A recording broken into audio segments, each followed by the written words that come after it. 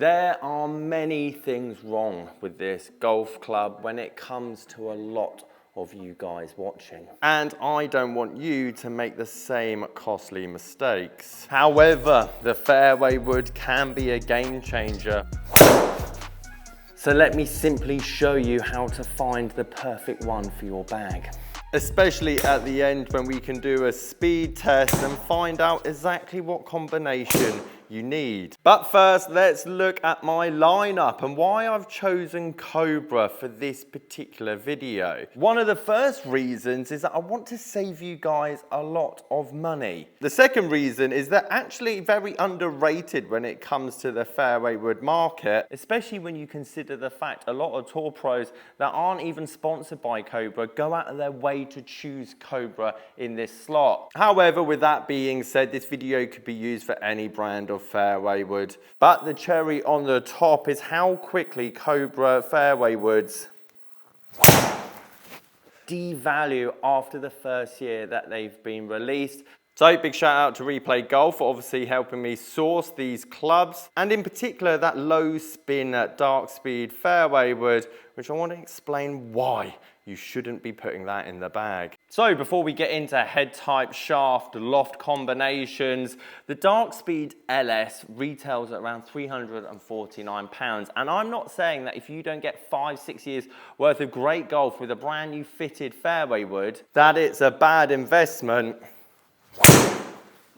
Because at that longevity, of course, that is money well spent. However, these are incredibly hard clubs to hit. They're the longest club that we have to hit off the deck, much smaller head type compared to your driver, and a multitude of reasons of why your ball goes extremely far with this club compared to your driver, or absolutely nowhere compared to, let's say, your 4-iron. The point is that this is a volatile club. Some of you will love them and some of you will hate them, and I'll explain why those types of players actually exist. Especially to someone that's new to the game, as one swing change, one injury, one YouTube video could result in the difference between your £350 fairway wood doing that and then you not even being able to get it off the ground. Can't wait to say this is the best value fairway wood in a couple of years. £290, not too bad. And I want to get into lofts and shafts and head types, but Aerojet, second-hand price, currently around £100, £120, even for a 5-wood option, which is harder to get a hold of.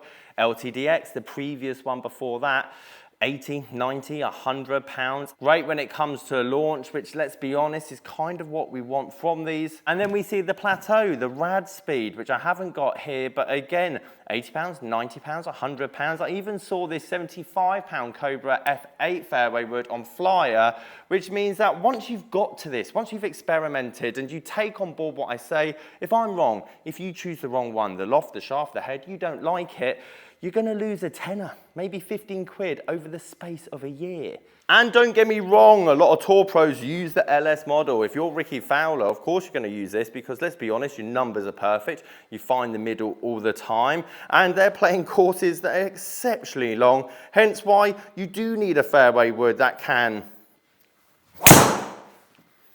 go close to 300 yards. And I'm gonna say I tried to do that on purpose, but let's all be honest, I wasn't. That is the downside of someone that's not consistent with their face-to-path relationship. Meaning, yes, I have the ability to hit that club further than anything else in this room when it comes to fairway woods, but because of the lack of backspin, the side spin just takes it for a ride, meaning almost 63 yards offline. The point is, do you want a fairway wood that's considerably better in terms of dispersion, your fairway finder, or do you just want another driver in the bag? Let's start off with head type. Look, the LS version. A low spinning head basically makes the head deeper and shallower from heel to toe. Look how much wider the Aerojet is, meaning that you're going to get more forgiveness from these kind of strikes from this club compared to this one. Again, the Aerojet longer front to back, and you can see how much weight's obviously at the face of the LS in terms of the dart speed.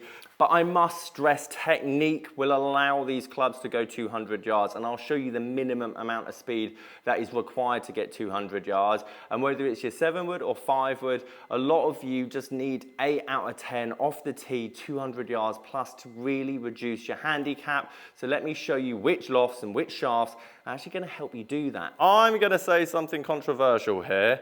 You don't need stiff flex in your fairway wood just because you have stiff flex in your driver. And my point is this, a lot of you have the ability to come on the inside, but it's because you get too much around yourself. You actually get trapped from the inside and your right elbow, basically causing a lot of this flipping action. And because it's teed up and you haven't got the ground to contend with, this kind of works. Hence why a stiffer shaft will basically stop those duck hook lefts, well, kind of like this.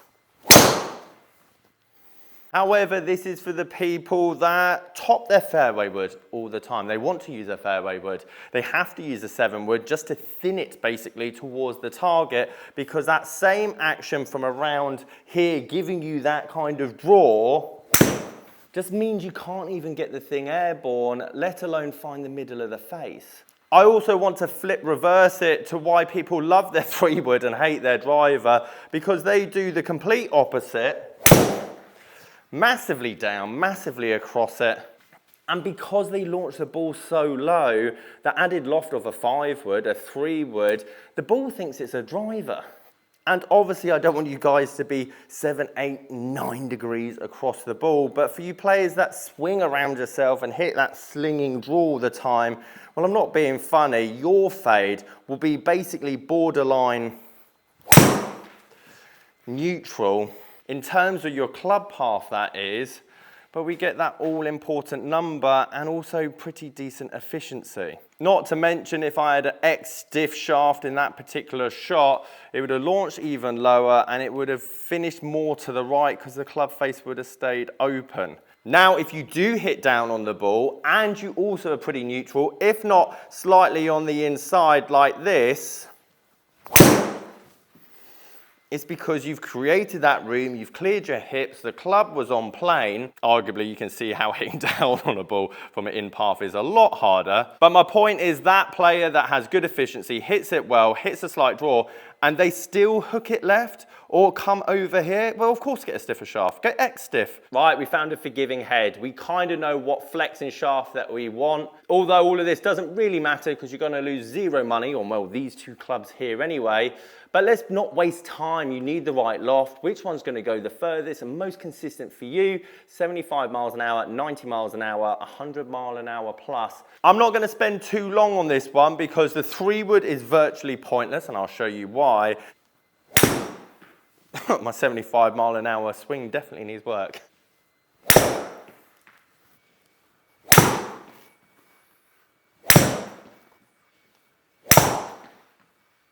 75.3, we did it. We got there. I will hit one 3-wood at this speed, but it's kind of pointless because, to be honest, you just don't have enough spin or ball speed to get the ball in the air long enough. But the 7-wood we caught quite quickly at the good numbers, i.e. slightly down, neutral path, 157 carry, 177. These three don't count because I swung them way too fast, 80 miles an hour, almost 6 miles an hour faster. And yes, a longer shaft in a 5-wood compared to a 7-wood will give you a touch more speed, but then also longer shaft, harder to hit. 5-wood, 155, 174, 157, 177. The point is, at this speed, don't have loads of fairway woods at the top of your bag. Have a 5-wood or have a 7-wood. I honestly don't think there's a difference between the two because at those speeds, the anomalies aren't that big. Yes, you might catch one of them better than the other, purely down to placebo. But the point is, don't have a driver, 3-wood, 5-wood, 7-wood. Just go drive a 7-wood, go drive a 5-wood. Go on then, pointless test, but we'll do it anyway. 75 miles an hour. 71.6, you just know it's not coming off the ground. Right, 90 miles an hour, where a lot of you will be, and there's some decisions to be made here when it comes to loft. Here's why technique's so important. Club path, very neutral. I hit down on it, so I found the middle. My efficiency's pretty good, considering it's a 7-wood. We got 196, 214. This club can go 200 yards off the tee if you swing just under 90 miles an hour. Right, 5-wood time, 90 miles an hour. Well, that was a bit heely, it was 91. But I think that's gonna spin a bit too much. I'm gonna keep that one there for good reason. Better.